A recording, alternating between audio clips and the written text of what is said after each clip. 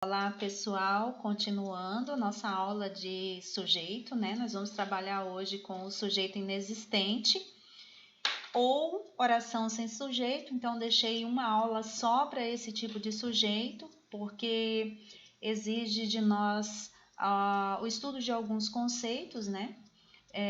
O primeiro deles é o verbo haver, é saber que uma das regras para termos uma oração sem sujeito ou um sujeito inexistente é o uso do verbo haver no sentido de existir.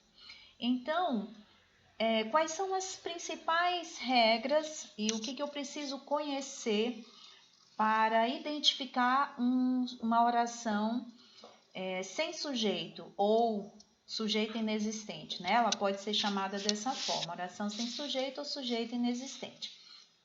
Primeira regrinha, quando eu tenho nessa oração o uso de verbos impessoais. O que são verbos impessoais?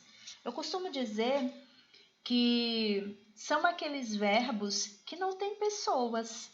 Então, por exemplo, eu não posso dizer assim, eu chovi, né? Então, chover é um verbo impessoal.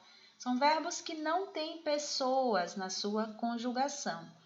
Não posso dizer que ele nevou, né? Então, nevar também é um verbo impessoal. Então, são verbos, esses que eu estou falando, sobretudo indicam fenômenos da natureza, né? Trovejar, chover, nevar. E o verbo haver, quando ele vem no sentido de existir. Então, essas são algumas das regrinhas que a gente precisa saber para identificar um sujeito inexistente. Então, a oração sem sujeito ou sujeito inexistente, como preferem alguns autores, ocorre quando simplesmente não existe elemento ou pessoa gramatical ao qual o predicado se refere. Tá? Então, choveu a noite inteira, né? Não existe uma pessoa nessa oração, né? Os verbos ou locuções que indicam fenômenos da natureza, como chover, nevar, trovejar. Trovejou sem parar na Baixada Fluminense. No inverno passado, nevou na Flórida. Havia chovido bastante durante a manhã. Então, todas essas orações que eu estou lendo para vocês, falando para vocês, são exemplos de orações sem sujeito ou sujeito inexistente, como queira, né? O verbo haver no sentido de existir ou de acontecer. Observe esse exemplo. Na reunião de pais, só havia mães. Então, só existia, né, mães. Então, esse verbo pode ser substituído pelo verbo existir. Veja o exemplo seguinte. Houve poucas desistências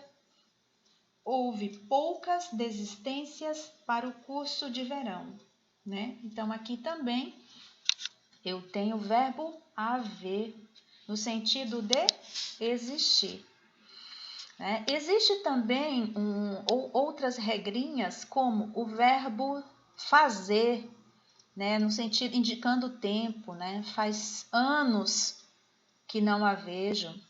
O verbo ser, indicando horas, né? São 9 horas. Então, todos esses verbos, esses exemplos que eu estou falando para vocês, são exemplos de oração sem sujeito ou sujeito inexistente. Então, o verbo ser, indicando tempo, data, hora, fenômenos da natureza. Faz frio em Nova York, por exemplo, né?